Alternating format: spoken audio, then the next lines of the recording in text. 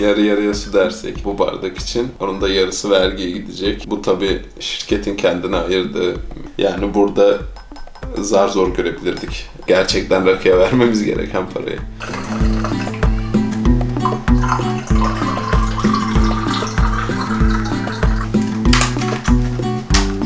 Alkolde bir zam olduğu gibi bir de ÖTV çıkardılar. ÖTV de gizli gizli arada puanları yükseliyor. Puanlar yükseldikçe alkolün fiyatı fahiş rakamlara geliyor. Bu sefer içecek olan vatandaşlar evinde kendileri mesela sanayi kurdular. Rakısını, birasını, vodkasını evinde yapıyor.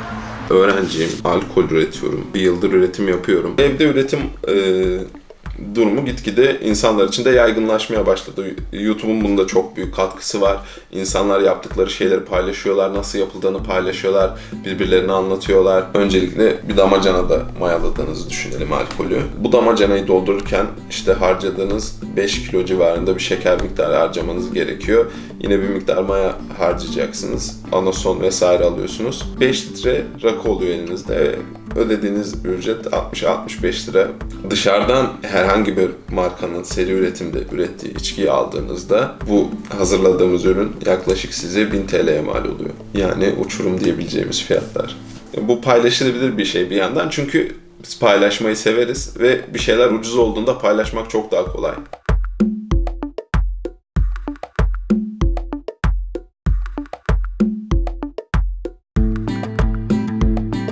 Önce bu imbik nasıl yapılır anlatan adamlar bir süre sonra yaptıkları imbikleri satmaya başlıyorlar. Ya da anason yağı, işte gliserin, ardıç yağı, karbon filtre, bunun gibi malzemeleri satmaya başlıyorlar. Kendi piyasasını oluşturdu bu durum. Alkol vergisi arttıkça alkol bir şekilde insanlar alkole ulaşmak için farklı yollar deniyorlar. Ve bu işte kendi içinde çeşitlenerek kendi piyasasını oluşturuyor.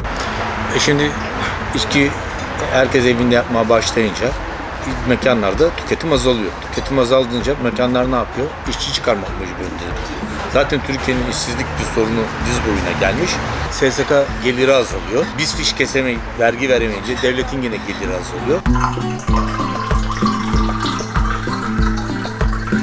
Ev yapımı içkiyi orta sınıf tercih edebiliyor diyebilirim şu an. Çalışanlar her gün gelmiyor artık, eski çalışanlar. Yani yorgunluktan değil, parasızlıktan. Maliyetler yüksek. Bu durumun da tabii ki etkilediği sektörler var. Eğlence sektörüne çok büyük bir etkisi oldu. Yeni zam haberi duyduğunuzda sizin karınız biraz daha düşüyor. Bu kadar basit. Bunun dönmesi yavaşlıyor. Çark yavaşladıkça Türkiye Cumhuriyeti'nin de gelirleri bu şekilde sosyal faaliyetleri zayıflamış oluyor. Ve şu anda bu para politikaları, yani gelirlerin, kişilerin düşük olması sebebiyle dışarıda eğlenceler kesildi. Mekanlar boş. Alkolün fiyatı yüksek. Belli bir rakam koyması lazım. Bütün alkollerin çeşitleri sahte olarak satılıyor. Bu da var yani. Şişelenmiş olarak bütün isim vermeyeyim şimdi, bütün ürünlerin, yani en çok tüketilen kaliteli ürünlerin sahtesi var. Mekan da bunu koyup da yarınki şahsa bir şey olduğunu kendine bir suç almamak için diyor alkolünü getir, yiyeceğini ben vereyim diyor.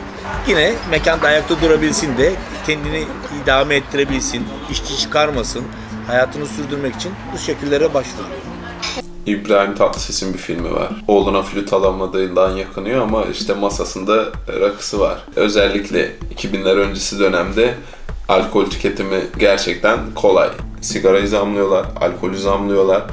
Tamam, bunlar bağımlılık yaratan ve insanların sık kullandığı ürünler. Eğlence sektörünün temelinde olan ürünler. Bu yüzden zamladıklarını söyler. Peki benzinin eğlence sektöründe payı nedir? Yani sürekli benzin de zamlanıyor. Bir bağımlılığı ya da zararı olduğu için olduğunu düşünmüyorum. Biz %3, %4 maaşa zam yapın. Alkole %15, elektriğe %15, akaryakıt, doğalgaza %15. Maaş bitti. Keşke zam yapmasaydı da %4 maaşta şeyler de yerinde dursaydı. Maaşla birlikte elektrik tüketimi de dursaydı, alkol tüketimi, yakıt tüketimi dursaydı. Siz bir şeyin üstünde baskı kurarsanız kendine bir çıkış yolu arar. Su şişesini sıkmak gibi. Eğer yeterince sıkarsanız kapağı patlar.